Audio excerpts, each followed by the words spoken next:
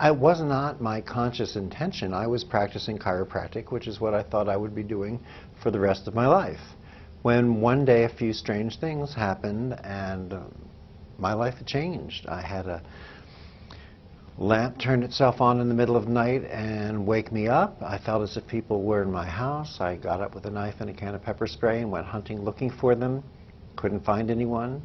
Went back to sleep. When I went into work that Monday, life was different. How different?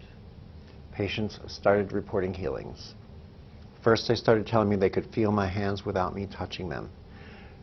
As I moved my hands near them, their bodies went into involuntary movement. Their fingers would move, their arms and legs would move, muscles in their face would pull at their lips and their eyebrows. They told me they were seeing colors they'd never seen before, smelling flowers they'd never smelled, and they started getting up out of wheelchairs, some of them. Vision and hearing returning. Kids with cerebral palsy or epilepsy were suddenly walking and running and playing and speaking normally, not requiring medications.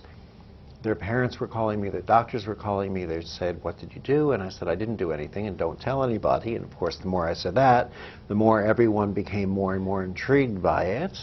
And soon people started asking me to teach it. I said, "I really don't think this is something that can be taught." In essence, I'm sort of standing there waving my hands in the air, looking a little bit like a fool. But more and more my patients would report to me that after they left my office, they went home, they pulled up in front of their house, their automatic garage doors started to open and close by itself, they walked inside their house, their lamps and TVs started turning off and on, they began feeling sensations in their hands, and as I showed them how to begin to work with them, they would play with members of their families who started having healings from stroke issues and other unusual occurrences. Healing is more than simply regaining the use of an arm or a leg or a liver or a kidney or vision or hearing. It's more than just recovering an aspect that you may have lost. Healing is returning to a state of wholeness, a state of balance. Healing is evolution.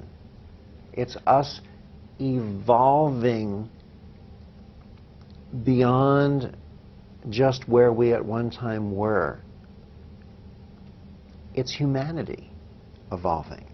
So it shows up by regaining the use of something that we may have lost, as an example.